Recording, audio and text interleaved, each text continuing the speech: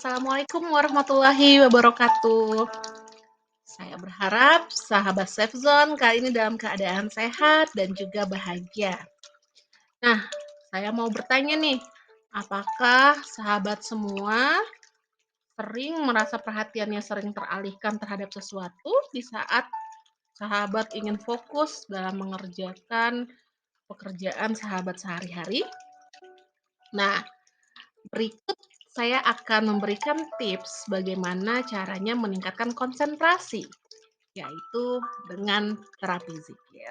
Kembali bersama saya Niki Wahyuni, kita akan bahas bagaimana meningkatkan konsentrasi dengan terapi zikir. Nah, sebelumnya tentunya kita harus mengetahui dulu, apa sih yang dimaksud dengan konsentrasi?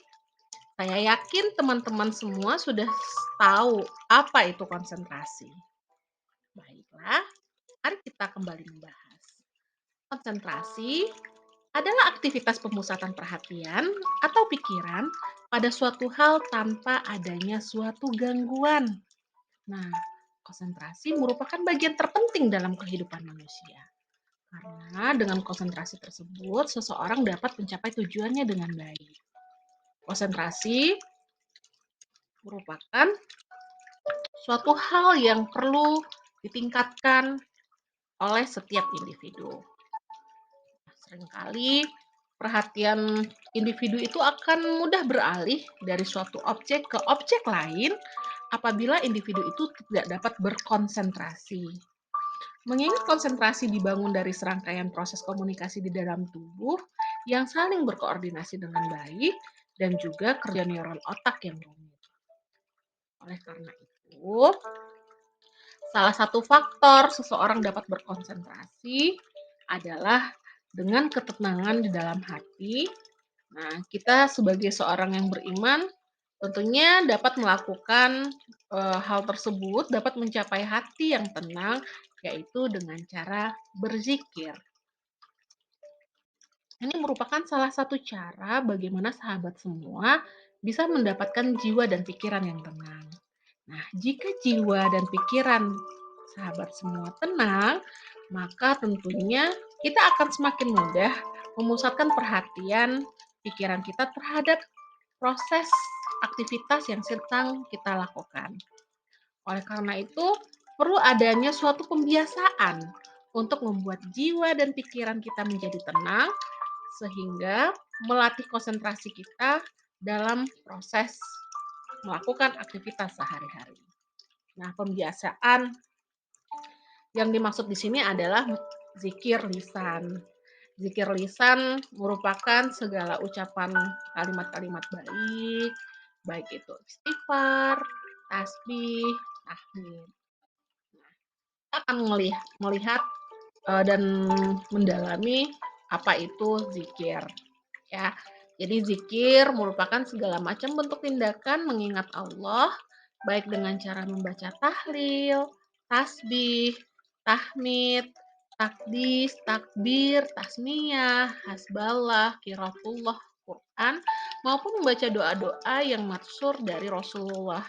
Jadi tujuan dari zikir ini bagaimana kita semakin dekat dengan Allah. Zikir adalah suatu ibadah yang sangat penting bagi manusia. Mengapa demikian? Karena dalam Al-Quran sendiri banyak sekali perintah Allah untuk berzikir kepada orang-orang yang beriman khususnya. Dengan berzikir, zikir ini diibaratkan seperti ikan yang membutuhkan air. Bagaimana keadaan ikan jika ia dikeluarkan dari air? Maka dari situlah Allah memerintahkan kita untuk berzikir. Nah, dengan banyaknya perintah berzikir, pasti ada maksud Allah mengapa manusia diperintahkan untuk berzikir. Nah, sekarang saya akan mengajak teman-teman untuk melihat hubungan zikir lisan yang tadi dengan konsentrasi. Ini saya mengambil contoh beberapa zikir yang sering dipraktekkan dalam kehidupan sehari-hari. Kita akan bahas tentang 4 hal ini. Yang pertama, kita membahas tentang istighfar. Astagfirullah. Nah, zikir ini, bacaan istighfar adalah salah satu dari beberapa macam bacaan zikir. Zikir ini mengandung kebaikan dan keberkahan. Mengapa demikian? Karena dengan bacaan istighfar yang dilakukan dengan penuh ketulusan dalam hati serta kekusukan, maka akan mendatangkan ketenangan bagi diri kita. Nah, berbicara tentang bagaimana kita menjaga konsentrasi terhadap sesuatu, tentunya seseorang harus dalam kondisi yang fokus, dan untuk fokus kita membutuhkan ketenangan di dalam diri. Namun, tentunya seseorang tidak akan pernah lepas dari berbagai masalah.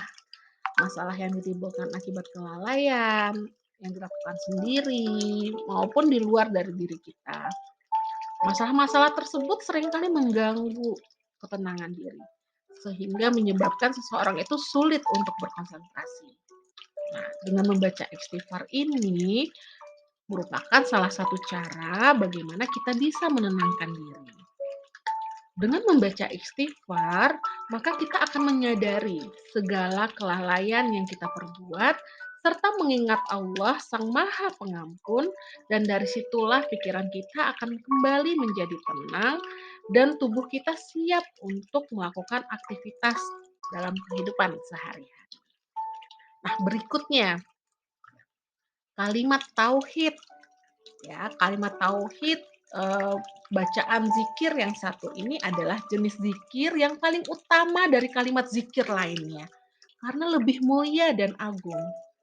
Sebab dengan kalimat inilah manusia akan dipecahkan menjadi yang mukmin dan yang kafir. Nah, kuat imannya seseorang dapat dilihat dari seberapa sungguh-sungguhnya dia mendalami kalimat tauhid, ya, serta seberapa banyak mereka mengucapkan kalimat tersebut. Keimanan seseorang itu sangat penting bagi kita. Karena dengan iman adalah pondasi seseorang dalam menghadapi berbagai guncangan permasalahan yang ada dalam kehidupan. Apa sih hubungannya dengan konsentrasi? Nah, dengan keimanan yang kuat, maka seseorang tidak akan mudah terombang-ambing dan akan tetap teguh dengan pendiriannya. Begitu juga dengan seseorang dalam menuntut ilmu. Tentu banyak sekali godaan, baik masalah ataupun yang lainnya yang dapat merubah pendirian serta tujuan awalnya.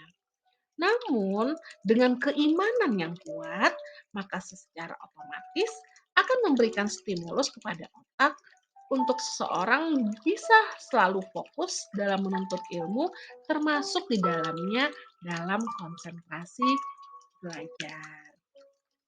Berikutnya adalah kalimat tasbih. Subhanallah. Makna kalimat zikir ini adalah mensucikan Allah.